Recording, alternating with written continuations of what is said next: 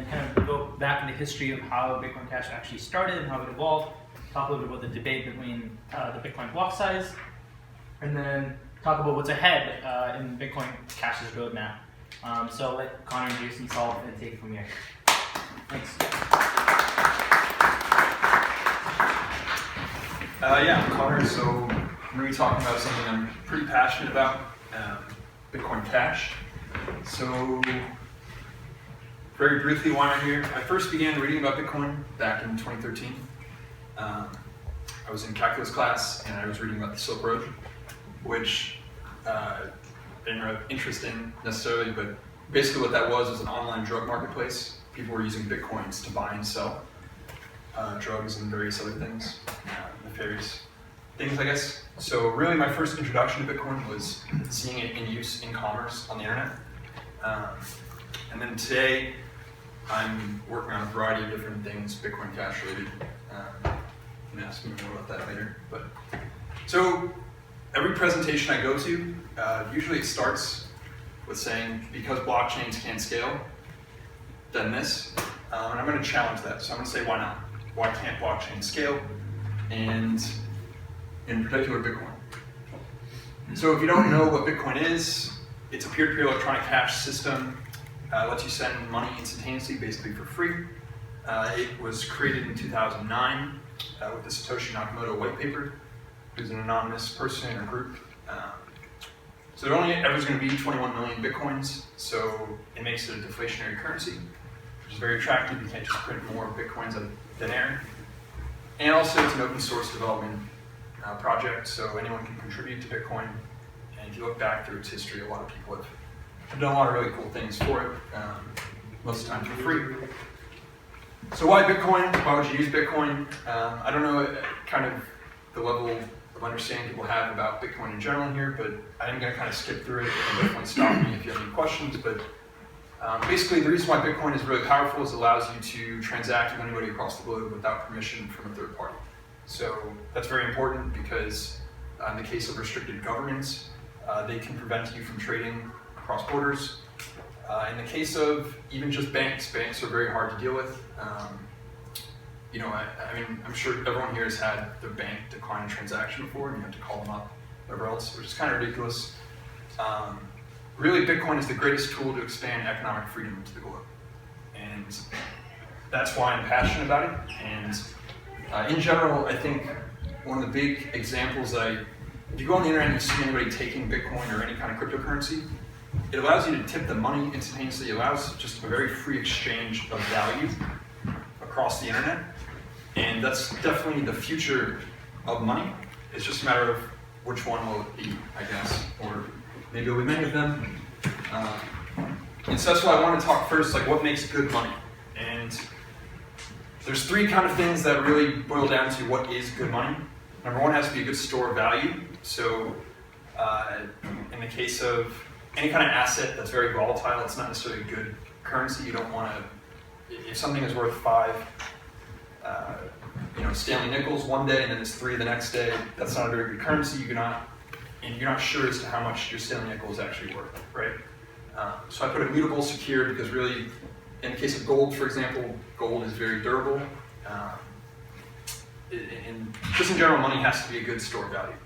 The second is it has to be a good means of exchange. So it has to be divisible, fungible, and easily transactable. So that's why cash is very obviously useful. You're allowed to, you can hand out dollar bills, $20 bills, whatever else. In the case of gold, gold was actually a big, gold is very divisible. So that was one of the big reasons why gold became a currency itself in a way. And really the last thing about good money is that goods become denominated in that currency. So in the case of Bitcoin today, no matter Bitcoin Cash, really you're not going to go online and find a lot of marketplaces selling things in respect to Bitcoin, unless you're on an exchange or things like that. And really historically, a good currency has always been something that you can go and someone is willing to take that for a good, right? And historically that's been rice in some places. That's been a lot of different things. So what made Bitcoin valuable? So Bitcoin at one point in December was worth $20,000. I'm sure that got a lot of people's attention. Maybe that was the first time somebody had ever heard of Bitcoin, anything like that. What made Bitcoin valuable to begin with, though, was commerce. So in the case of things like the Silk Road, things like online drug marketplaces, that was a way for people to actually transact with Bitcoin. And historically, there has never actually been a store of value that wasn't a good means of exchange. So the only example that you can actually come up with historically, and there might be a few others, but this is the most well-known one, is people actually used to have stone blocks that they would put on their front step. And these giant stone blocks became how you would measure your wealth. The problem is that they were impossible to move from one house to another. So if you actually were transacting in values of the stone block, people would start writing IOUs, right? And that's kind of dangerous, right? Because you're just saying, I owe you half this stone block, and then he owes me half his stone block, and whatever else, right? So the question really comes down to, and this is really the big debate in the Bitcoin Cash world, is can you have a store of value without a means of exchange? I would say no. Open for debate, I guess, but the last question I want to ask for, I'll address these questions a little bit more in depth. In a market of altcoins, is Bitcoin actually deflationary? So that's another big question. So things like the Lightning Network, whatever else, will have atomic swaps for other cryptocurrencies. So if I can print 8 billion tethers, for example, and your Bitcoin is tied to my tether, is Bitcoin actually deflationary when it's tied directly to an asset that can be controlled at will? And that really, I think, flies in the face of what made Bitcoin valuable to begin with, because it's a deflationary asset over time. If it's immediately swappable and in some ways no different from another digital asset that can be inflated at will, I really do believe you destroy the deflationary aspect of Bitcoin. So, Bitcoin, when it was created, is a peer-to-peer electronic cash system. This is the abstract of the white paper. You can even read, I'll read just the first few sentences. A purely peer-to-peer version of electronic cash would allow payments to be sent directly from one party to another without going through a financial institution. Digital signatures provide part of the solution, but the main benefits are lost if a third party is still required to prevent double spending of money. So this is how it was introduced as a peer-to-peer electronic cash system. Bitcoin is not, to me, a digital store of value only. It is not a settlement layer, and it is not an ICO for the Lightning Network. That, to me, is what I believe. I don't understand where we went from electronic cash system to here. But luckily, it doesn't really matter, because now we have Bitcoin Cash, and we have Bitcoin, and both sides got what they wanted, so I'm happy. So we'll start with just a devil's advocate side.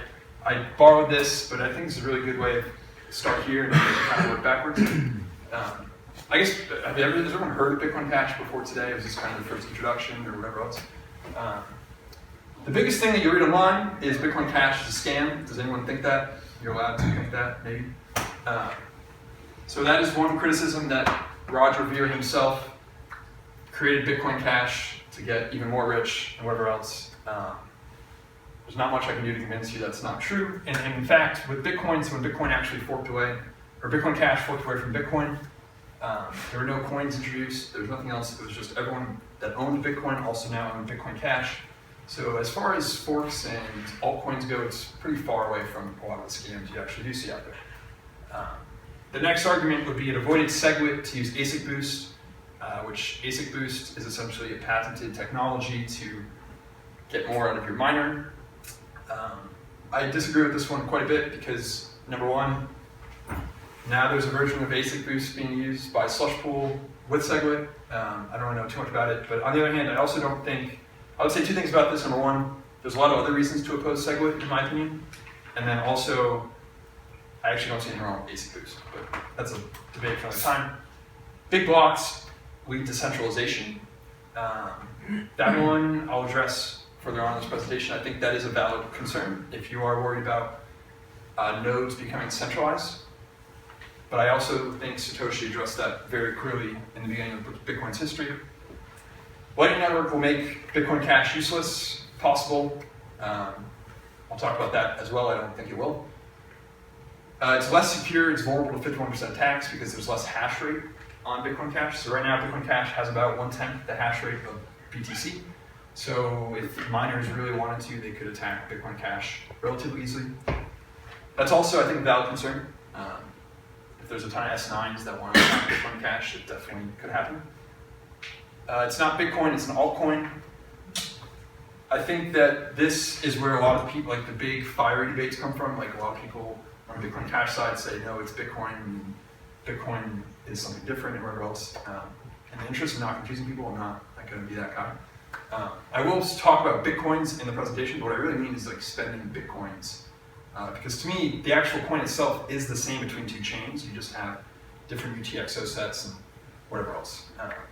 So I think Bitcoin Cash has a claim to the name of Bitcoin, but in terms of market share, it's not there. So there's no point in confusing people and saying it's Bitcoin. I think some people probably do some more harm than good trying to push that narrative, and I'm guilty of it if I have some drinks. Bitcoin is just a digital store of value. I would say that's bollocks because in the name of the paper, it is a peer-to-peer electronic cash system.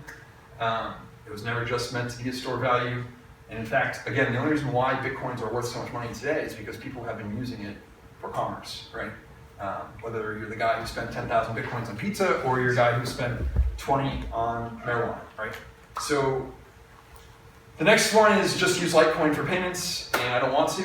I want to use Bitcoin, so that's why I like Bitcoin Cash. I don't understand why that is now the narrative being pushed around.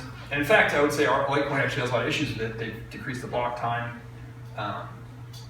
That gets into the whole thing. So this one right here, most people can't afford to run a full node. That's a very interesting question that I'm going to address very much in depth later on. And the idea that on the BTC side is that everyone must be able to run a fully validated node at home, so that if the miners change something on you, you know immediately. There's a lot of problems with that line of thinking, and in fact, you're not a full node unless you mine, and that's actually right back in the white paper, which we'll talk about.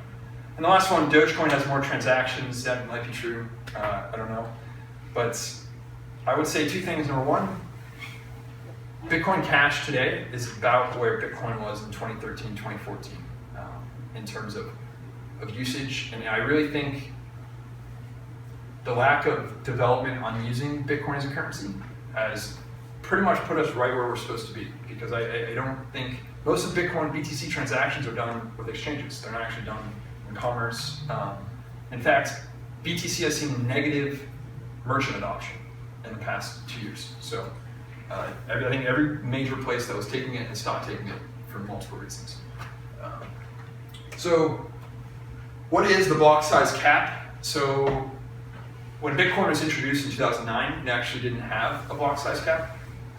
It was introduced in 2010 because Hal Finney suggested it under the justification that if someone really wanted to with enough money, they could buy a ton of Bitcoins and spend them, a ton of them at one time, and just bog down the network. And if you were someone who had heard about Bitcoin on, the cypherpunk mailing list or something, you joined, and you're like, this thing doesn't work, and you just forget about it. So his concern was that while it was young, it would just bog down, someone could bog down the network so much that people would stop using it and they wouldn't care about it, right?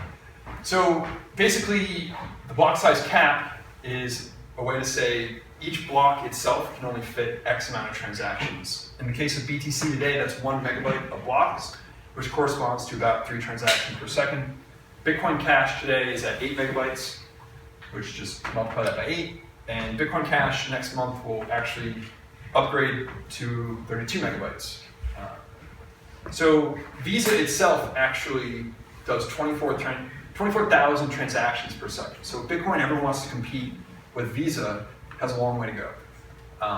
That actually corresponds directly with 8 gigabyte blocks, but obviously you're talking about Visa, MasterCard, whatever else. So it needs to be bigger than that no matter what. It would have to scale, and I'm going to talk about terabyte blocks today. And that's really, the big difference is that the Bitcoin Cash community is so far removed from this scaling debate. And I'll tell you why I think we can do that. Yeah. So the history in general, I have 2 slides here. One of them will kind of be a more timeline, so if this isn't, you don't have to look at this, you can kind of see it in timeline. But in 2009, Bitcoin was introduced with the white paper. Like I said, there was no block size limit in the initial code repository. It was then introduced by the suggestion of Hal Finney, and Satoshi and Ray Dillinger implemented it. Satoshi specifically said in 2010 on a forum post an exact way to remove it, and I'll actually just we'll get to that in a minute. 2010 and 2013, there was a ton of debate as to increasing the block size. People were kind of starting to look ahead and they said, well, if Bitcoin becomes this large, then we're going to need to remove that 1 megabyte limit, which was always put in temporarily, if you trust in the original roadmap laid out for Bitcoin. That really goes on from about 2010 to 2015, where Bitcoin XT is launched by Gavin Andreessen and Mike Hearn, really the two big supporters of it. Gavin Andreessen was the person who Satoshi essentially handed keys over to when he left. Bitcoin XT has actually a very interesting history, and in the context of, today, I don't think anyone on the BTC side of things is going to say we're never going to increase the block size. It's more of we need to do it carefully and whatever else, right? In the case of Bitcoin XT, it's actually very interesting what happened. So Bitcoin XT became its own client that was competing with the Bitcoin Core client, which is really the main client BTC runs on. It's run by like 99% of the nodes, I think. So they start trying to convince miners to switch to Bitcoin XT. What actually ends up happening is nodes are DDoSed to the point where they're non-functional. In one case, an entire data center actually was DDoSed so badly until the one Bitcoin XT node was taken out, okay? In one case, an entire rural internet service provider was taken down because someone's running a Bitcoin XT node. There's a very large coordinated attack against anyone trying to run Bitcoin XT. Mike Hearn actually just did a Reddit AMA very recently, and he said one of the biggest things that he found was that miners were very hesitant to switch to Bitcoin XT because I don't want to necessarily misword this, but really on a grand scheme, they just weren't ready to switch to a new authority figure. They really saw, they're very much in line with, okay, well, Bitcoin Core says this, therefore we don't really want to switch. And I think a lot of them also saw this happen. And when you're a miner, every second you're not mining, you're losing money. So you really don't want to risk having your miners taken down even just for a day, right? So in 2017, the blocks become full. They've been full for a little bit, and it's a contingency plan against the SegWit 2x agreement, which was an agreement made in New York, where the idea was, okay, the thing the core developers really wanted was to activate SegWit. We will activate SegWit if in exchange, 3 months later, we hard fork and increase the block size to 2 megabytes, okay? Now, a lot of the core developers were upset about that agreement because some of them weren't involved. That's kind of the whole thing. But really the main thing is that someone on August 1st says, by August 1st, Bitcoin ABC had kind of spearheaded the movement and said, we're just going to fork away and increase the block size. We're kind of done with this. And Bitcoin Cash was launched with an 8 megabyte block size with the support of Bitcoin Unlimited, Bitcoin Classic at the time, and Bitcoin ABC were really the three main different clients developing Bitcoin Cash. On the same day, or maybe that same week, SegWit is activated on the BTC network, and 3 months later, the 2x part is called off for lack of consensus. So actually, still to this day, Bitcoin now has SegWit, but they don't have an increased block size. And SegWit actually changed the block size to something called block weight, which can fit more than just the 3 transactions per second. But it's still not as much as an 8 megabyte block limit. So if you want to see this kind of in a timeline, I also stole this, but just a nice, easy way to kind of envision it. I don't think I missed anything else. Yeah. How did XT different? So How did it differ from the base one? the core client, it really was just a client that increased the block size. There were a few other things different. They were a big component of like BIP70, which is the BitPay merchant stuff, but really on the grand scheme of things, it was just Bitcoin Core with increased block size. I actually don't know the exact size that they were trying to push for at that time, but I know Gavin was a big component of flipping to 32 even back in 2013. So, and I have some quotes that'll kind of get that through. So number one, Satoshi, October 4th, 2010, describes exactly how to, oh yeah. Can you explain how implementing the block size would prevent a big user or a big buyer from bogging down the network? Sure, yeah. So that's actually kind of interesting because even in the case of Bitcoin Cash, with 8 megabyte blocks, we had a day, it was probably less than a day, where the blocks were actually full, 8 megabytes, and someone was clearly either running a script or something and just sending money through, or just filling blocks up 8 megabytes at a time. So actually, let me see if, I'm trying to remember where I start talking about that. Well, we'll just talk about it now, actually. So if you actually look at, in the case of Bitcoin, the Hal Finney attack, where he said someone can just flood the network with transactions, right? There's two things wrong with that line of thinking. Number one, it was right for its time. When Bitcoins were worth less than a penny, or even less than $1, someone with $10,000 had enough where they could really cause issues for the network, and the network was young. So the same kind of thing, if you're a new user trying to try out the network, and that is a bad experience. Now, in the case of Bitcoin Cash, someone was spending money to fill up 8 megabyte blocks. That cost them $30,000 a day to do that. So in the case of the Finney attack, that's what they call it, the Finney attack. It's not economically viable, even with 8 megabyte blocks. It's not going to be economically viable with 32 megabyte blocks, and when I hope to see the block size completely removed, it's not going to be viable at all, because all you're doing is wasting money. You're just spending money to pay miners. And if miners are actually equipped to handle very large blocks, I mean, how much time does anyone go and just randomly spend money to bog down Visa's network? You know what I mean? It just doesn't happen. I really believe that that's more of an economical attack. I think Hal Finney was justified in his concern at the time. I think that's why Satoshi and Ray listened to him. But I would say once Bitcoins became worth more than $100 even, it's really not necessarily an economically viable attack. And I mine, that's great. If blocks are full, I'm making more money. I mean, so miners don't care if you're bogging down the network. And in fact, that's really one of the big things that I'll talk about is Bitcoin Core really started calling a lot of these transactions spam. They said, the gambling services were spam because all it was pennies moving around at a time or whatever else. I would argue if you're willing to pay a fee with your transaction, it's absolutely not spam. You have every right to make that transaction. So October 4th, we'll finish up the block size issue here. October 4th, 2010, Satoshi specifically starts talking about, okay, well, here's how we can remove it. Jeff Garzik makes a thread, and Satoshi says it can be phased in like this, and he just writes some pseudocode that says if the block number is greater than this, max block size equals larger limit. He says specifically it can start being in versions way ahead, so the time it reaches that block number and goes into effect, the older version is already obsolete. And what he's really talking about there is a hard fork. When we're near the cutoff block number, we can put an alert into old versions and make sure they know they have to upgrade. On the BTC side of things, you actually have quite a different perspective. So Luke Dashir is one of the core developers, actually wants to decrease the block size on Bitcoin Core.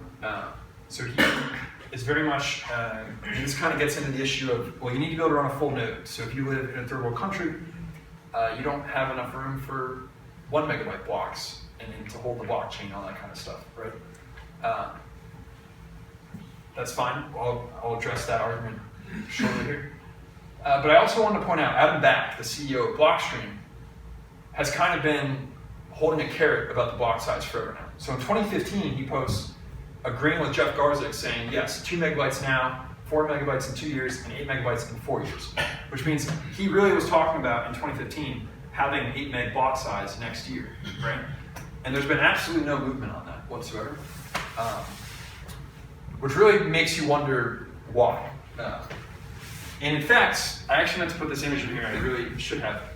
In the case of Bitcoin, if you look at the actual market cap of all altcoins, as soon as the blocks became full on Bitcoin, and reliably day in, day out, 1 megabyte blocks are full, the altcoin market spikes.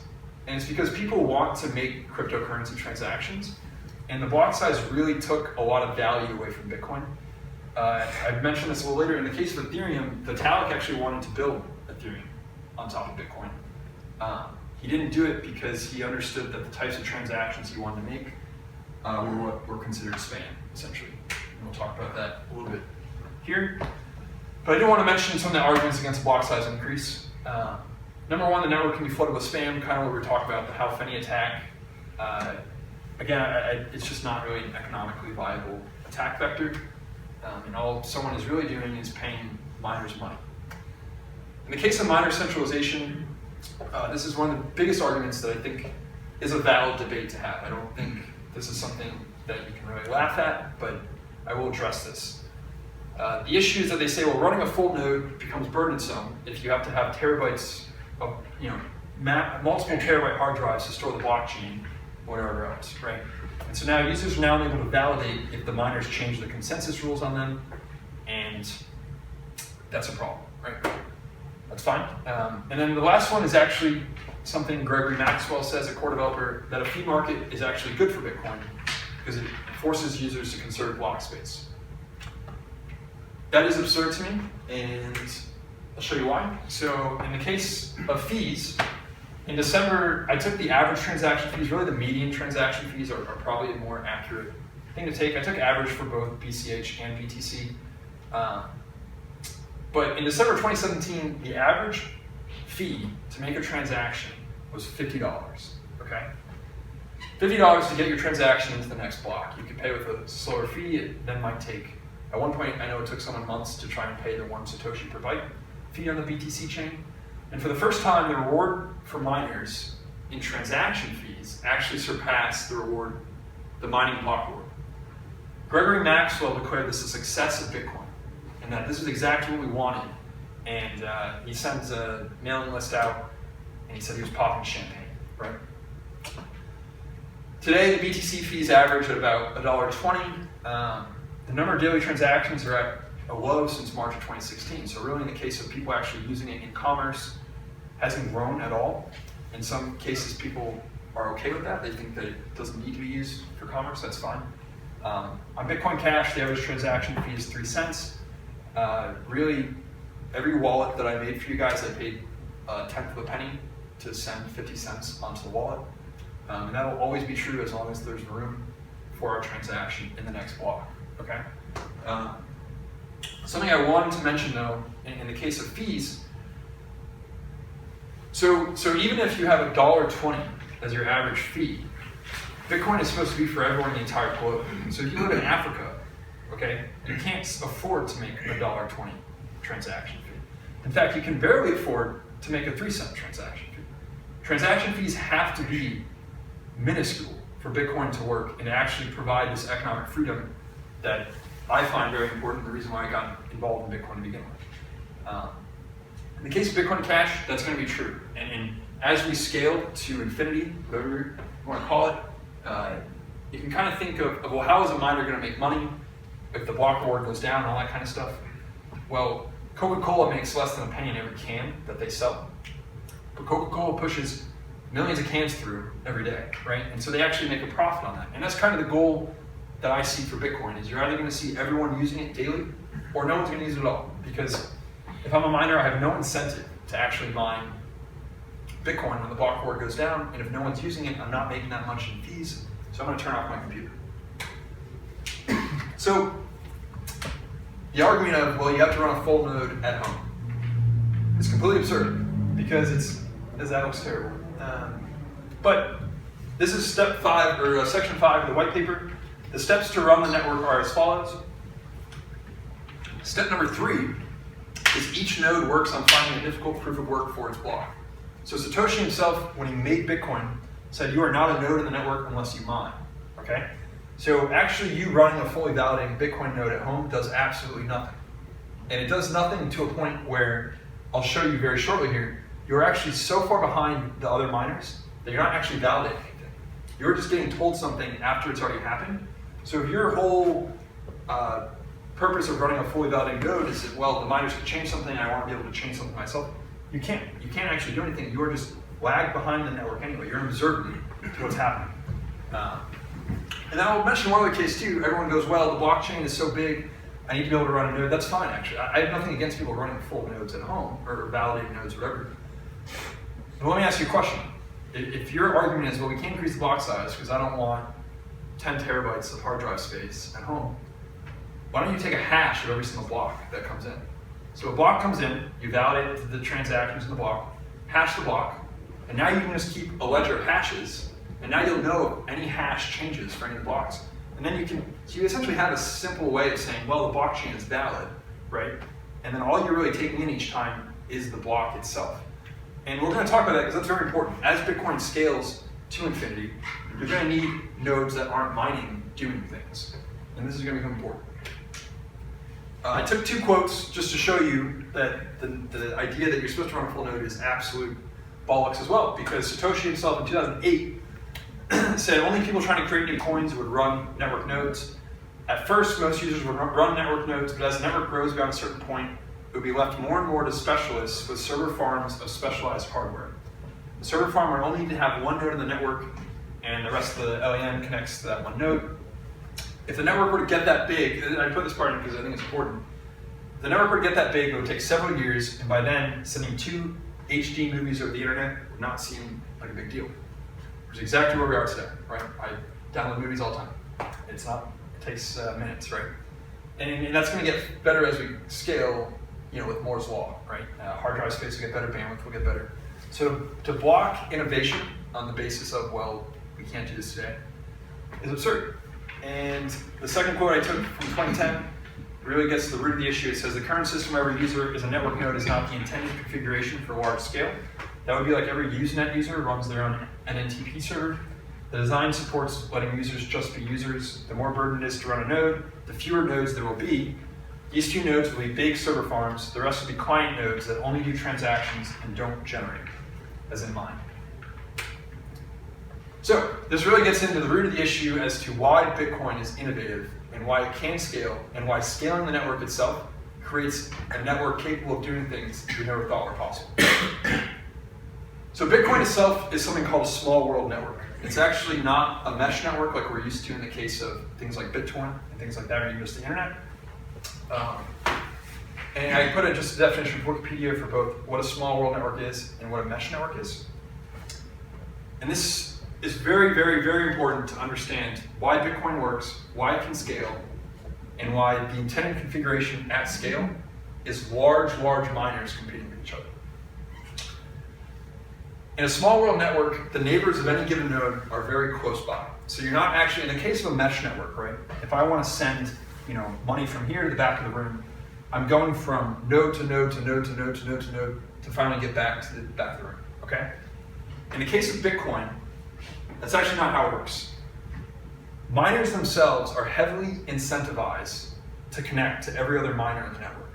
So if I'm a miner and I'm finding blocks, for example, I want to make sure that if I find that block, I'm going to propagate it as fast as possible to everyone else in the network, because I want to make sure I get the block reward. If someone else on the other end of the globe finds the block at the exact same time as me, but has a faster connection, maybe I wait a second before I send out the block. Every single second, I'm not interconnected, highly connected, and communicating with the other mining nodes in the network, I'm losing money. So in the case of economic incentives, Bitcoin solves this by heavily incentivizing miners to be as connected as possible with each other. In Bitcoin itself, the distance between nodes is about 1.32 plus or minus 0.07. And what that really means is, if you're right up here, I can reach a node that can communicate with the entire network in under 2 hops in the network. And that's really, really cool. And I'll show you some images here in a second to explain why it's important. In the case of a mesh network, really, like I said, you're working from node to node to node to find the most direct path from one node on one end of the network to a node on the other end of the network. In the case of the Lightning Network, that's really what the Lightning Network is all about. It's overlaying a mesh network on top of Bitcoin and allowing you to transact in a mesh network. And I believe that's a step backwards. We've actually created something, well, I haven't done anything, but Satoshi created a network that is really, really, really, really, really powerful. And again, I'll show you that in a second here.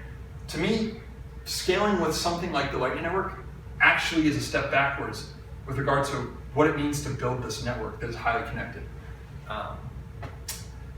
One paper here that some Microsoft researchers wrote, it's called On Bitcoin and Red Balloons.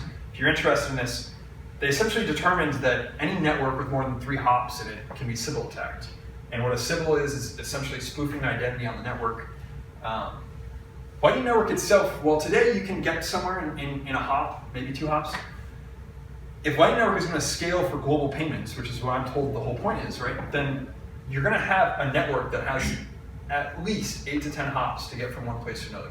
And on a more granular, on more dangerous scale, in my opinion, you now have you already see this today in the mainnet, a hub and spoke model of transactions. So I have a graph here in a second, but the idea is that on Bitcoin, if you take out one mining node, there are still other mining nodes competing, and the system doesn't get bogged down. Maybe the difficulty will adjust eventually, and so it might slow down for a little bit. In the case of a mesh network, if one of the biggest hubs in the mesh network goes down, I may not be able to actually connect with a node that I used to be able to connect to.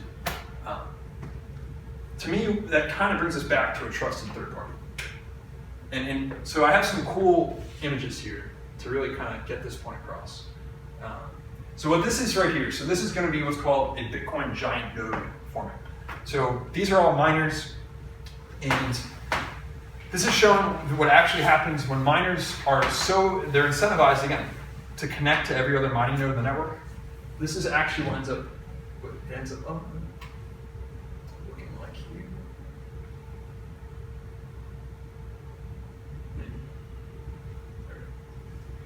So basically what's happening here is miners are trying to connect to as many different nodes as possible, and I really mean mining nodes.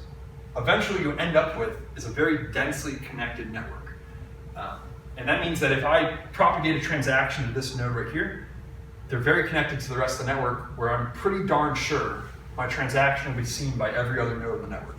In the case of Bitcoin, your transaction actually reaches every mining node in the network in 2 to 3 seconds. And the cool thing is that as you scale the network larger, that gets smaller and smaller. So you can actually reach a point where in maybe less than a second, every single node in the network has your transaction.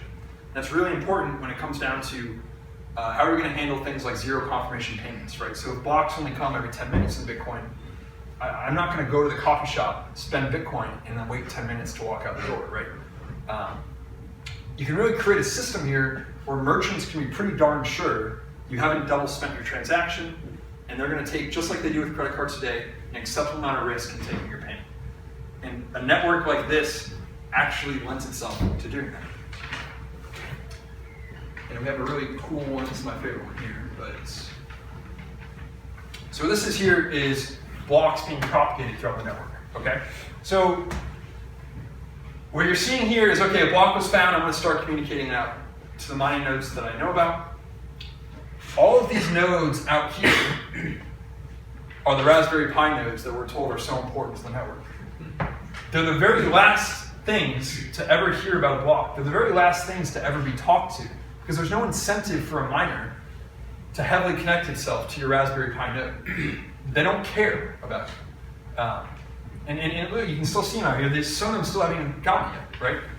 This is the problem with the idea that running a node at home actually matters, because you're not actually doing anything. And in some cases, you haven't heard, if everything here changed on you, you may not even know about it until it's already changed and it's too late. So what Bitcoin actually creates is an economic model where miners are incentivized to act honestly, so that you have a pretty good degree of certainty that the network works.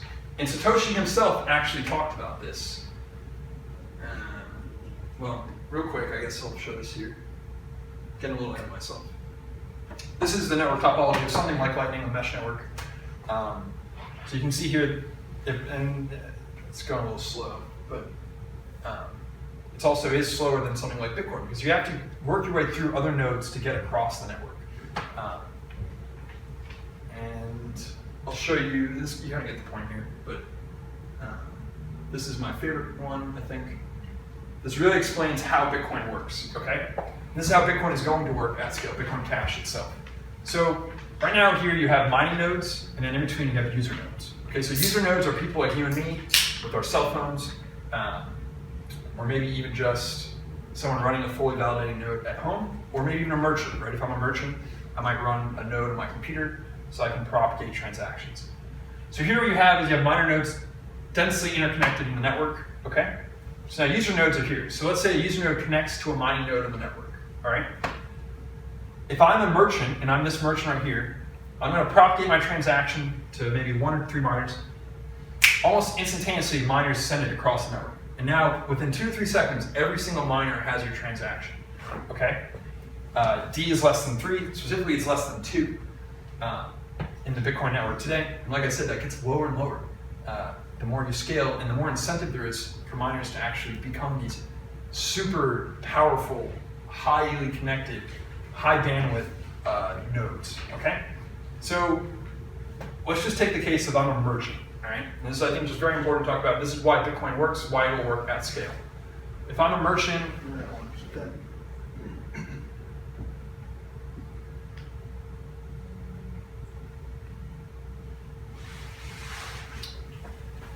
so if I'm a merchant here,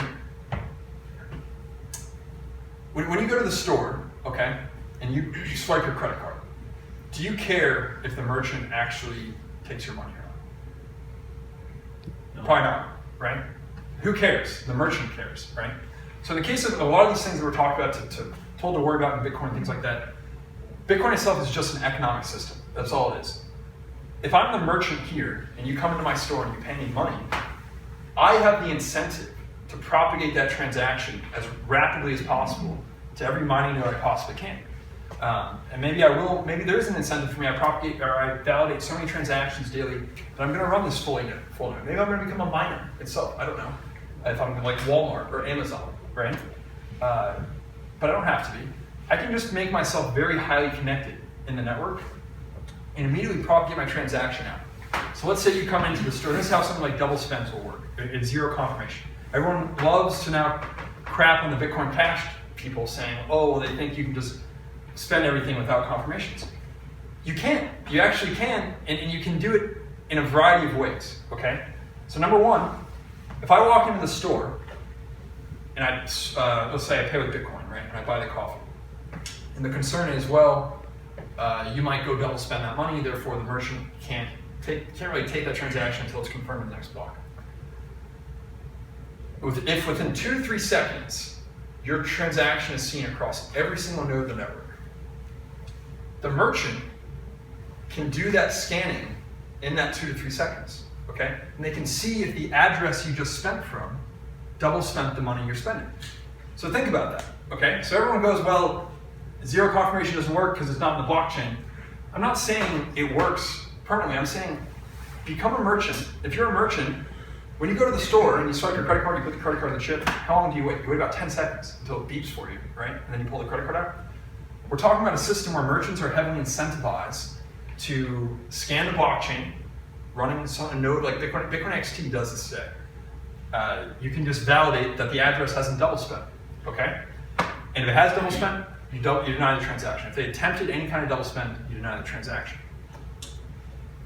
In the case of miners themselves, and this, again, this is another contentious issue, but I'll just very briefly talk about this. I think we should talk about this later if you aren't interested in this. If you're a miner, is it good for you, let's say you support Bitcoin Cash, is it good for you if a double spend transaction is included in a block? Probably not, right? Why? Because you as a miner are incentivized to grow Bitcoin Cash. You make the most money if Bitcoin Cash grows in value, right? If Bitcoin Cash becomes a network where people are double spending transactions, it's not a valuable network, right? So, don't get me wrong. Has there been successful double spends? Yes, there have been, okay? But you now have in the Bitcoin Cash community, 60% of miners have agreed that if they see a block with a double spend, they're gonna orphan the block, okay? And that's what Bitcoin is all about. Miners having the freedom to make decisions on their own. No one is supposed to be forcing miners to this. We're not gonna write any code that tells miners, hey, don't do this, whatever else. Miners are economically incentivized not to build a system full of double spends. And you now have over half the miners pledging not to include double spend transactions in the block. Why is that important? Because if you're a miner and you're like, well, I don't care about that pledge, and you find a block, good luck, right? It might get orphaned, you just wasted all your time, wasted all your money. So it really becomes an economic game. I kind of veered off course here a little bit, but I just think that this is really important to understand. Are user nodes important? Of course they are, right? I mean, it's cool that you can run a node at home, whatever else. But really, the miners are the only ones that do it. And so far, this is true for both Bitcoin and Bitcoin Cash, right? Sorry? So far, this is true for both BTC and BCC. Yep, exactly. Yep, this is exactly how both networks operate. Yep. So this is kind of interesting, and I just want to touch on this briefly. It's a big issue in the Bitcoin Cash world today. In 2013, Emin Gunsirer and some other guy from Cornell released a paper, okay? And it talked about something called selfish mining.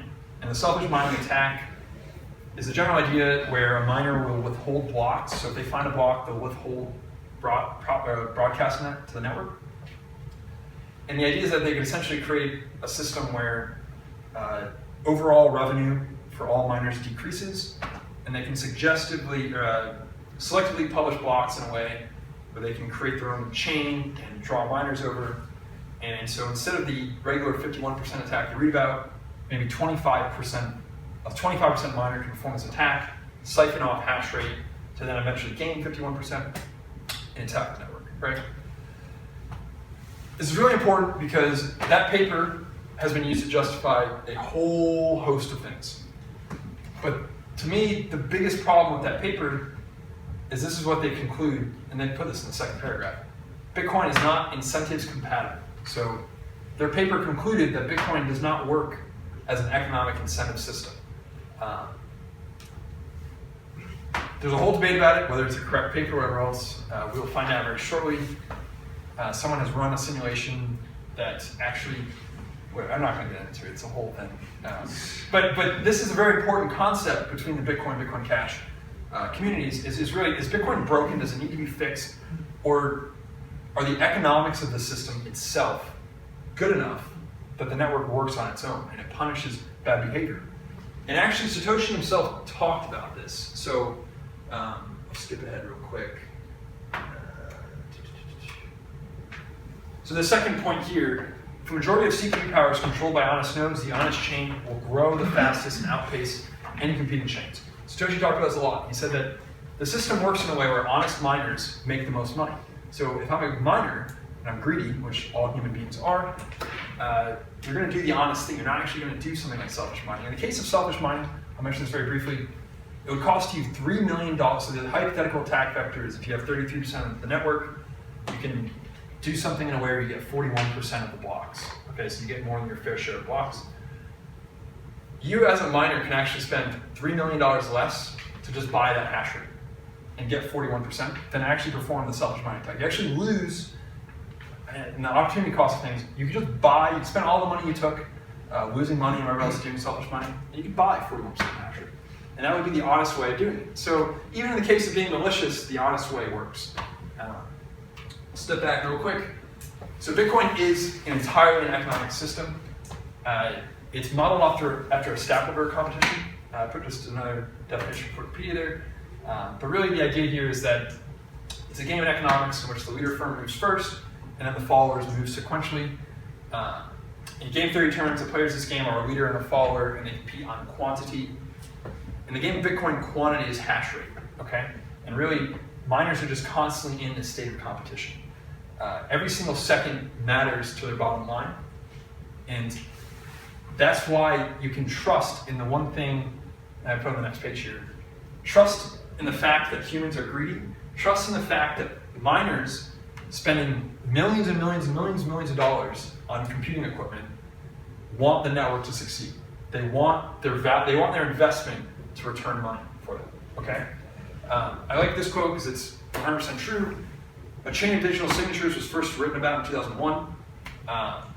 That's not why Bitcoin is like innovative. And in fact, like if you talk to people now, everyone goes, well, blockchain was essentially created by Bitcoin and that's whatever. Bitcoin is actually innovative because it's an economic system to ensure security of the network. It's innovative because it creates this entirely new network that incentivizes people to be highly connected and it allows transactions to move across the globe very quickly. On the whole, they're incentivized to act honestly, and I say that everyone goes, well, Bitcoin's trustless, and I say, well, actually, you trust in human greed, which is pretty ubiquitous.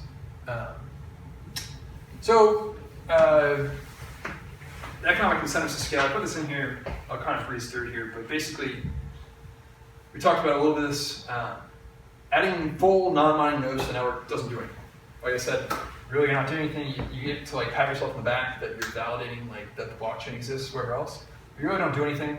In fact, Satoshi in the white paper specifically talks about this. He says you can run an SPV wallet. does the exact same thing. My phone has an SPV wallet.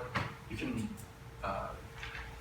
you know, ping the network and find stuff if you want it, but there's really not any incentive or really no reason for you to run a network.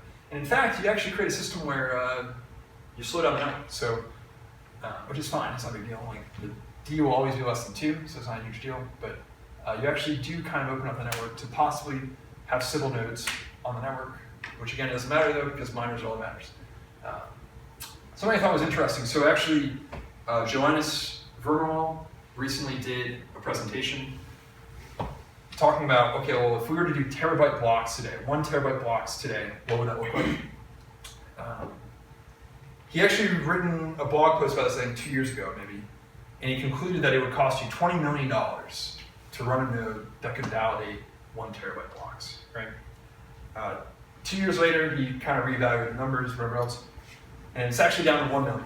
So today, and this is kind of Satoshi's whole argument when we talk about Moore's Law, things like that, in 2 years, we've actually decreased 20-fold as to the cost it would take to run a terabyte validating block. Now that's a lot of money, right? So now can you at home go run a node that validates terabyte blocks? Of course not. And I think this is really the big divide. I align with what Satoshi always envisioned, which was that companies and large server farms would be the ones mining. It's not going to be users, and this is why you have all these altcoins now that really think, you know, user nodes matter, democracy, things like that. I'm not in that camp at all. I think it's perfectly reasonable that if we're going to create a system where anybody in the globe can transact instantaneously, basically for free, I'm actually okay with companies, you know, scaling and competing with each other. You create a system where companies are just competing with each other across the globe. And then even if you just end up with 3 companies competing, 3 mining pools, whatever else, it's actually very decentralized, believe it or not, because it's decentralized in a manner that, yes, maybe they're the only ones making mining profits, but this gets in the whole thing, but you can become a validating node on the network, okay? So you can lock yourself in a smart contract with miners when billions of transactions are being made daily. You can actually make money validating transactions for the miners. So we're talking about an entire new economy that's going to emerge when Bitcoin scales, Bitcoin Cash scales to the globe. And one other thing I want to mention is airplanes cost a lot of money. And I know this isn't a perfect analogy here, but flying across the country, flying across the globe is actually relatively cheap today. And that's kind of the way I envision the way Bitcoin mining will work, is that you're going to have companies that obviously do spend a lot of money on nodes, but the benefits of what that provides the globe is actually way bigger than any kind of like centralization concerns that you might have. I think that's a perfect analogy of what I can find anywhere now today. But yes, the actual hardware of like buying my own plane, wherever else, is expensive. But yeah, so I'm pretty close to the end here. I did want to mention a couple things. I didn't want to get too into this mainly because I'm not smart enough to really tell you all about it. But this is very recent in the Bitcoin Cash world. Bitcoin itself is actually Turing complete. Craig Wright first talked about this in 2018 publicly. This was just recently confirmed by Ryan Clemens, who is just the CTO of yours.org. And I've been reading a lot about it. It's very, very interesting. Basically, Bitcoin script itself is not Turing complete, but it acts as a 2-stack push-down automata, which is very similar to Forth, if anyone knows the programming language Forth. And the blockchain itself actually acts as a Turing tape. Very interesting, and really the point I want to get across here is that, number one, this means that things like smart contracts, tokenization, all these other kind of things are possible inside of Bitcoin without actual second layer itself. It just requires us to think differently. And something I found really interesting actually is that if you actually go play with Bitcoin script, every IDE on the internet is like gone. Like 2013, people just stopped caring about Bitcoin script. People stopped thinking about, well, what is possible here? And part of that is twofold. Number one, a lot of the opcodes were removed from Bitcoin. So you can't do a lot of basic arithmetic and logical functions. But that's all coming back into Bitcoin Cash. We talked about zero confirmation payments. One thing I did want to mention here, if you're really interested in kind of that, how's this payment system going to work, zero confirmation, all that kind of stuff, I really recommend reading Satoshi and Mike Hearn's emails, which I don't think a lot of people actually know exists. They actually came out late 2017. Mike Hearn was a Google employee that worked on Bitcoin J and really did a ton for Bitcoin. but Mike Hearn actually, this is like 2010, is asking a lot of the questions that we're still debating to this day. And Satoshi was very, very clear as to what he envisioned for the network. And that's fine if like people don't want to go along with that, you know? But I think it's important to look at the guy who created this network and try to understand what he wanted to do with it. And everything he says in those emails is all Bitcoin Cash is today. And it's pretty far removed from what the roadmap is on the BTC chain. So what's next for Bitcoin Cash? On May 14th, there's another hard fork. So Bitcoin Cash is committed to hard forking every 6 months. Kind of as, in some ways, maybe a too reactionary measure to not hard forking in the past like 8 years. But this is really cool. We're gonna have 32 megabyte blocks, which is pretty much the furthest the protocol can go today without causing some other issues. But they're working on that too. Re-enabled opcodes. I put this in there. I meant to actually put a link, and I'll send out. You guys want any information, just email me or whatever. But there's actually a great post on yours.org someone made that talks about all the use cases for a lot of these re-enabled opcodes that are coming back into Bitcoin Cash. And it's just really cool. You can take a look at that. Increased fungibility. One thing I did want to mention with respect to fungibility, Monero is kind of like the big, king of fungibility today. I'm not claiming like we're going to get there anytime soon with Bitcoin Cash, but in the case of small block size and big block size, you also have to understand with regard to fungibility, if it costs you a lot of money to move coins from wallet to wallet, you actually create a system where it's not fungible whatsoever, because if it's expensive to move money from one wallet to another, mixers become unviable. In fact, there's not really that many mixers alive today on BTC anymore. And so really, if you want mixers to be a thing, if you want money to be able to move with a high velocity, you need low fees. And that's why I don't really correspond with this just digital store value line of thinking. Like I said, smart contracts, tokenization. If you're interested, you can make 3.5 million euros. CoinGeek is sponsoring the whole tokenization contest, so if you think you might know how to create tokens. And actually, something I just read, so Jonas Vermeerl, the guy who just talked about the terabyte blocks, his company WOCAD has actually just introduced a very interesting proposal to do tokenization without any added anything. Really quite can send that to you if you're curious about that too. I put some projects on here. These are some really cool projects happening on Bitcoin Cash today. JoyStream is really cool. It's a torrenting client that actually lets you get paid in Bitcoin Cash to seed torrents. So if you ever want to find that torrent of a movie from the 80s and you can't find it, this actually provides an incentive for people to keep seeding those torrents, right?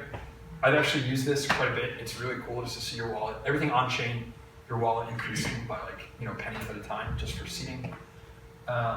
Yours.org is a really cool project that kind of acts like a Reddit type system. They have a little ways to go to get there, but everything is on chain as well, so you can post articles, charge people to see the rest of your article, or not do that, and just people voting. It creates a kind of an economy of content. So if you vote on something that becomes very popular, you actually make money because you're kind of credited for being the curator of that content. Memo.pch or Memo.cash just came out. Also really cool, kind of, I think, aiming to be like a Twitter replacement. Everything on chain, changing your profile, makes a transaction, which again, I think is kind of interesting. I'll make this very brief, but even in the Bitcoin Cash community, you have a lot of people we shouldn't be doing this. We shouldn't be making transactions to change your profile name on a social media. You know what I mean? And I will still completely disagree with that, because if you're paying money to do that, you're allowed to do whatever the heck you want. And that's really, I think, the big philosophical difference between the BTC and the BCH side. Bitbox is kind of just an open source platform to help you build applications. Tipper, you might have seen that on Reddit or Twitter. You can just tip people money. It's a third-party service, so you're kind of still trusting Tipper, but it's been pretty cool. And then I mentioned EPCH. These are some guys in Venezuela that are taking donations in Bitcoin Cash and handing out food to local communities, which I think is just really cool. And you can pay them 5 cents, and that actually helps them quite a bit. Yeah, and then adoption is kind of through the roof with respect to what's happening and how fast it was doing. I won't say through the roof because transactions are still pretty low, but the third world community is really going to benefit from Bitcoin Cash if they're allowed to make sub-penny transactions, then you can provide them a money that isn't inflated, things like that. I'm sure if you're here, you probably understand why Bitcoin is important from this perspective of, places like Zimbabwe inflating money at will and things like that. And then, BitPay now takes Bitcoin Cash. So that's kind of cool. Rocketer is a similar service. I just want to mention some of those cool projects, and then this is very brief here. Any resources you want to be curious about, you can email me. I did very recently start doing a podcast, so I kind of put that there with the BCH boys, not bitch boys, but but yeah, so you can check that out if you want. But this is kind of some of the resources that I find pretty helpful. Yeah. Any questions? Sure. I have a question with a few slides back. The few times you talked about the merchant nodes there, that one there, a few times when you're talking about the difference between Bitcoin or Bitcoin Cash, you seem to be lumping together the quote unquote Raspberry Pi nodes or the non-mining quote unquote full nodes as bad and clumping them together. We don't need to care about those, and also they do nothing. But then you're also saying the quote-unquote merchant nodes or the listening nodes or the validating nodes are good and they do something. But it sounds to me that from a technical perspective, they're both not mining, they're both keeping the full blockchain, they're both deciding what's in and what's out. Right. What's the difference of why is one group bad and one group good? Yeah, that's a good question. I probably didn't get that message across. Running a Raspberry Pi node isn't bad. There's something bad about doing that, right? And in fact, I only put this Sybil part in just because I think it's important to at least note that those nodes are more vulnerable to some kind of Sybil attack, or to being Sybils themselves. But you're absolutely right. There's something bad about running a Raspberry Pi node. You just don't do anything. And in the case of, the reason why I talk about merchant listening nodes, which really are the exact same thing as Raspberry Pi node, is because I view the Raspberry Pi node camp of people, I guess, as I need to validate the blockchain, and that's it. You're not actually receiving transactions. Whereas there absolutely is an incentive to run a node that you can't mine. I'm not going to mine in my coffee shop, right? But there is an incentive for you to run a node that propagates the transactions very quickly.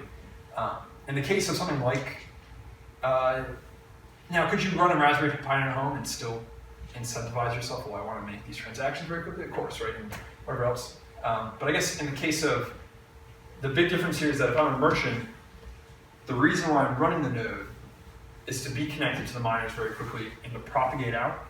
I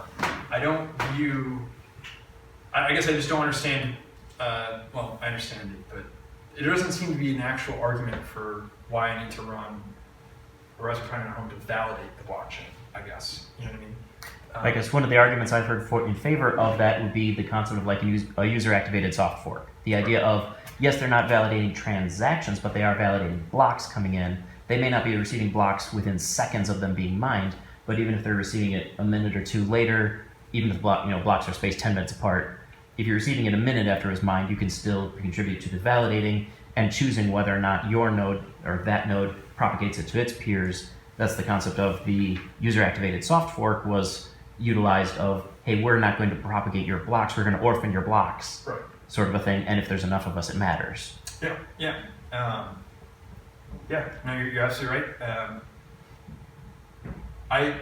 First of all, I think a user-activated soft fork is actually, Vitalik wrote a pretty interesting article about it where it kind of forces a hard fork in a way. The thing is that so let's say that happens, okay? Let's say the user-activated soft fork forks away from all miners. Who's going to continue the chain, right? So in some respects, yes, you're right that maybe now these nodes won't, but if you're not mining, then even if every single Raspberry Pi node, let's say, are all the UASF forks nodes, and the miners don't care, then only one network is going to grow after that anyway, right? I mean, if you're not mining on this UASF side of nodes, right, then nothing's going to grow. The transaction doesn't get added into the blockchain anyway. So I think you're right that in that scenario, maybe you would want to run the node to have your voting or whatever else, but all you really end up doing is voting yourself away from the network that grows. You know what I mean? Does that make sense or no? I think Or like, do you, it makes sense. The disagree? argument against that one is if the ones who are running the user activated software flagging sort of nodes are the ones who are doing the transactions. Yes, miners can mine, they could mine empty blocks, but the idea that if the majority of the users who are actually going to be using whatever currency it is are the ones who are saying we're going to orphan you if you mine differently, then it's the financial incentive of the transaction count will drop down, the actual transaction fees will drop down. There's a financial incentive for any miner to then pop up and say, well, there's no competition on the other side. But Agree with who that. puts the transactions in the block? That's the incentive for a miner to flip and start following the rules that the other group is saying. We will only, propagate a block if it follows these rules.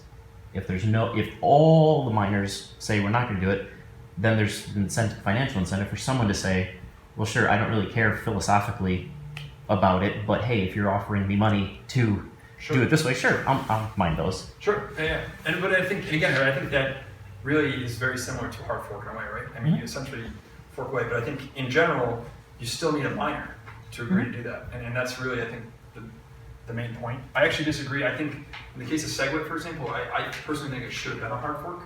I think that would have been more valuable, I guess. You're right. I think even today, SegWit is still at 30% usage, so I think a hard fork would have been more beneficial. But I understand both sides of the argument for sure. Yeah. But again, I still think you need the miner anyway. So in some ways, that may be important. But even if every one of those nodes left the network, the miners could still propagate their own network too, right? But yeah, thanks about it. What does it take for a node that is not mining to be contributing effectively to the network? I mean, is that network latency, network bandwidth, storage or memory bandwidth, or what do you need to be good at to be actually validating fast enough? You need to mine. Yeah. So I guess that's my argument here is that you really. So if you're not mining, So it's just hash rate. because if you can't actually create a new block, you have no power in the network. And if you have no actual power to orphan blocks, for example, maybe in the case of UASF, right, you could on your own chain, but in fact, you're not actually growing a chain after that. You know what I mean? You may be saying, well, I'm not going to accept this on the chain I already have, but you're not actually growing a chain anyway. So in order for a new transaction to be made, you need a miner. A miner has to say yes to do it. And so as far as being part of the network, I would say it comes back to this, where I mean, each node of the network is really defining the next block. And what would the merchant node do then? The non-mining ones, how would they? What do they need to be? Sure. So in that scenario, I guess what I would say is like, I mean, you could do it with any kind of connection. In the case of like Coinbase, right? Coinbase doesn't mine, but they're very heavily incentivized to be connected to miners, very, very, very well connected with them, because they want to make sure that people aren't, messing with them or whatever else. So they want to really be interconnected. I don't think. I see what you're saying, right? Like they have higher bandwidth, things like that. I would argue it's not really necessary, because if your whole point as a merchant is to be like, is someone coming into my shop and double spending coins? You can do that in 2 to 3 seconds, regardless of your bandwidth, for example. So in that scenario, I would say you really don't need that much. You just need a Raspberry Pi, probably, right? In some respects. And I guess I should clarify. I'm not saying I have no problem with people running nodes. And running a node at home is really cool. You can do a lot of cool things with the blockchain and whatever else. I guess just what I would push back on is I don't actually think we should care about what the user nodes think about the network, because they're not actually they're not invested in the network. And that is obviously a philosophical difference, and that is what has caused the split. But to me, the only people that matter in the network are miners. In the case of Ethereum, they are very against that too, right? They think that much more like a democratic type network. I would prefer the capitalist miners competing. That's right. I think that creates the perfect network. So, yeah. Is Bitcoin Cash going to get like on-chain privacy, or it's something called like oblivious transfers? Yeah. So there are a lot of different people working on that. People like N-Chain have allegedly a patent to do that itself. The whole patent IP thing is a big controversial topic. There's something I just read that John Futbol wrote. I didn't read it too in depth. There's a few different proposals out there, but definitely need some work. But there are allegedly there's someone working on right now having your address change every single block, things like that. So I really don't know too much about the specifics, but I can send you some like the proposals and that kind of stuff. It'll be interesting to see where that goes. Yeah. You were talking earlier about an economic attack, or how Penny's was talking about an economic attack. You said it would take like $30,000 to make that type of attack. That's only true as long as the blocks are full, though, right? I mean, Bitcoin is very divisible. So if I want to create 100,000 transactions that are 8 Satoshis, I mean, if I have, like 6 Bitcoin, that should be perfectly fine.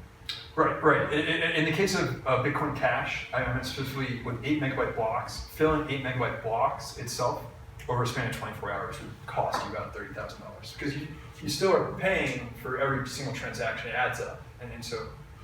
What I'm saying is that each Bitcoin transaction is a number of bytes. Right. That whether I'm sending $1,000 or 10 Satoshis, it's still going to take up the same amount of space on the blockchain. Right. So why can't I create a whole bunch of very small transactions when the blocks aren't being filled, when the fees aren't even high? Right. I can spam the blocks and fill them with no fee or very low fee transactions, so it won't cost me. It'll still, so in the case of, and I guess I should look at the exact numbers if you were to like really be, but I think that the people that did that attack were, I wouldn't even call it an attack because they paid money for it, really, honestly. But in that specific case, I believe that they were making, I'll have to follow up on the exact numbers, but I know that they weren't spending a lot of money either. They were still spending, minuscule amounts. But if you're doing that for 24 hours, that adds up. It very quickly adds up. And 8 megabytes is still pretty big when it comes to how many transactions you're making and things like that. But again, I would argue, and this is why I actually don't like the block size at all. I don't think the block size needs to exist because I think it's actually something miners should be in control of. So miners should say, if a miner wants to publish a 50 megabyte block, it's going to get orphaned because number one, the code can't handle number one, but number two, if every miner is just used to, let's say, 5 megabyte blocks day in, day out, whatever else, and you just throw a 75 meg block onto the network, the good chance that you're the only one that's going to be ready for that, and everyone's going to orphan it. I really think that what needs to kind of be taken away from it is miners really are the ones in control of the network. That a lot of people don't like that, and that's fine. Like I understand that argument, I guess. But if a miner wants to take the risk and publish a large block, for example, that's fine. That they're allowed to do that, but they have to understand. And this really comes back to kind of the economic game theory of the system. You're not going to do something that's so outlandish that you're concerned it might not make it into the blockchain because you're wasting a lot of time. You know what I mean? So, so in the case of, you're right. I would have to look at the exact numbers. Well, could you do it in $10,000, $15,000? I don't know.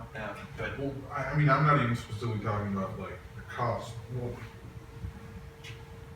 I guess what I'm kind of asking is, like, why is the cost as high as you're saying it is? Like, couldn't it be significantly lower? I think it's the math way, because the transaction volume naturally is low enough on the blocks that there's enough of a gap to fill that 8,000. You need 10,000 or 100,000 transactions, even if they cost 1/10 of a cent each. 100,000 transactions at 1/10 of a cent is still $10,000, and it's the gap between what it naturally was filled at by the rest of the network and whatever you wanted to quote unquote spam or fill or whatever. Yeah, when you're needing to add 100,000 transactions to it, even at a fraction of a cent, they're going to add up. yeah. And again, I'll look at the exact number, like how many transactions will fit in the block. I don't know off the top of my head, but it is pretty close to that number. Yeah. So, moving back to this idea, I think you said you don't even see this problem if you end up with something like 3 mining pools that are essentially doing all of that. Yeah. So within this Bitcoin Cash ecosystem, each one of those is incentivized just to continue propagating as many transactions as it can or whatever. But what's the, if in 5 years or whatever, this is a developed ecosystem, I've got my own DApp and it's competing with some other DApp. And what's to stop me going up to one of those pools, or 2 of them, it doesn't really matter, and saying, here's $10,000, push my transactions ahead of theirs, right? No one's going to know, right? No one can sort of see, but because that, it's one of 3, it actually controls a huge amount of the pool. Is there anything that's going to be able to prevent that type of off-chain interference in the operation on-chain?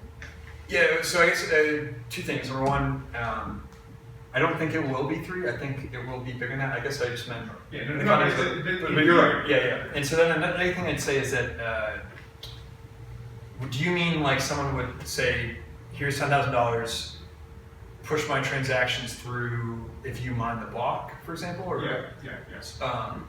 So I would say there's, I guess, 2 things to that, right? So number one, if you're going to do that, you're expecting them to be the ones finding the next block. So if you're paying that $10,000 just to hopefully they find the next block, and then they'll put your transactions in first, right?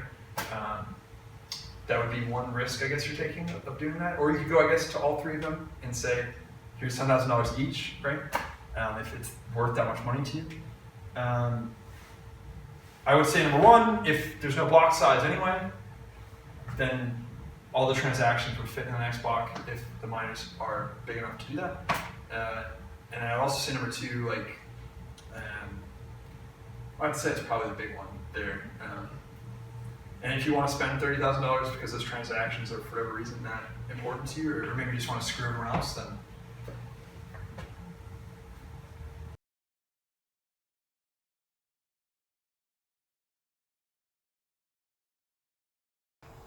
could you go over real quick, what you think the problems with the Lightning Network would have in the future? sure. Well, I mean, one of them was like civil attacks, right? Well, because you had multiple hops. And I would say the biggest thing, and the most important thing to me, is that the Lightning Network at scale, if it wanted to become a global payment system, would still need like 130 meg blocks, I think. So in some respects, I don't have a problem with Lightning Network. It's fine if people want to use it or whatever. To me, it just would be, well, if I can make an on-chain Bitcoin transaction for the same, if not less, then why not do that? And then I would also say, kind of going back to the mesh topology of it, if you look at the mainnet today, it's already a hub and spoke system. So all it would take is to DDoS a major hub, and you might shut down a lot of routes from person to person. Whereas, kind of in that graphic I showed, actually, it shows if a miner itself goes down. I'm not sure where it is in it, but somewhere in here, if the miner itself goes down, it doesn't really affect the network that much. It would come at some point. You can keep watching it, but yeah. So again, I don't have a problem with that. In fact, if Bitcoin Cash wants to put the Lightning Network on it, that's fine. I have a problem with crippling layer 1 to implement layer 2, which is what the core team has really done in the past. And the block's been full for a long time, so it's not like this just kind of snuck up them. I mean, as I showed, since 2010, people have been talking about increasing the limit. I just don't understand the desire to cripple, Bitcoin adoption just to create this Lightning Network. Isn't that kind of similar to hub and spoke topology? No, because as far as transactions propagating across the network, this is really the network here. So if in a case of Lightning, so this doesn't actually assume a hub and spoke model, but let's say if you had a node right here that was very well connected, I'm not just pull a picture of it. This is my laptop, but really you end up with a system where this hub is really well connected, this hub is really well connected, this hub is really well connected. So for the majority of things, your transaction you get from here to here probably has to go through maybe then, and then there.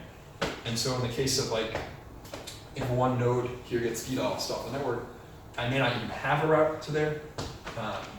or it might just, maybe I would still, but it would. The spokes could, the hubs could communicate with each other, right? So wouldn't that Right. also Yeah. shorten the hubs? But Like, wouldn't it be similar to this topology of the other graph? I'm just saying. you could, I guess, theoretically make a mesh network that was that well connected, right? But then in some respects, you're just recreating what Bitcoin has created with miners, right? I guess I see what you're saying, sure. But then how is that? What is powerful about that? What is powerful about building a mesh network that just has these centralized hubs that move transactions? Isn't that pretty much equivalent to what we have today? That's what I would argue. Yes. But The difference is one would be off-chain and the Sure. other would be on-chain, right? right. That's the main difference. Yeah, exactly. Yeah. So I would just say, why not use Bitcoin? That would be, I guess, my retort to that. But I can see both sides for sure. I just want to make one comment. I think like the whole block size thing seems like more of a policy debate to see like how Bitcoin scales the best, more so than like what whether 8 megabyte blocks are better than 2 megabyte or 1 megabyte blocks or not. Right.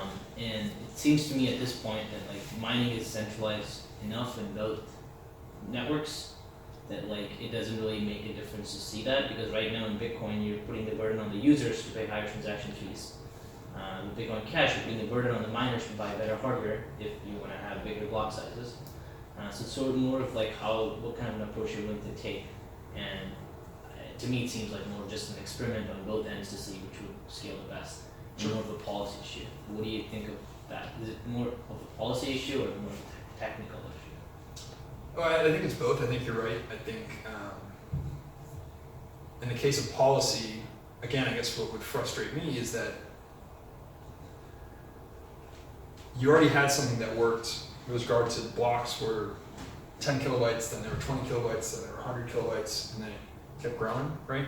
So I'm okay with like calling it a policy debate, but it does seem irresponsible at the very least to say, well, 1 megabyte is too much, and therefore that's where it ends, right? I would still like, in the case of miner centralization, like, yeah, I see that point, but in the case of, for example, this isn't a good example, because Bitmain is an interesting topic with respect to Bitcoin. I think that you could take a good side on both of them. But really a miner becomes obsolete unless they keep reinvesting in the network. And so I think what you have seen is a lot of like, well, I'm going to vilify miners because they're really centralized and they have all the power, whatever else, which is fine, but like miners only hold as much power as they continually reinvest back into the network that you're using. So I'm kind of getting away from your question here. I agree, it is a policy question for sure. I just think again, it's a why did we cap it at 1 meg and not like how is that the conservative? They say that's the conservative approach. It's absolutely not the conservative approach when Bitcoin lost half its market share to all these other altcoins because of that. You know what I mean? And so I would say the more conservative approach would be keep doing what we had already done. I guess I'll mention too, because I didn't really mention, if you have the wallet, you can sweep the wallet here by, if you downloaded a Bitcoin wallet, you can scan the private key. I don't know if maybe someone hasn't used Bitcoin before, but I put 50 cents in all of them. One of them had $2, but I might still have that one, so I don't know.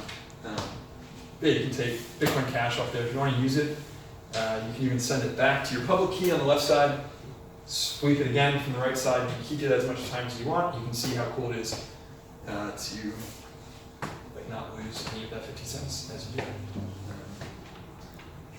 There might be more. If you have more questions, I'm happy to go.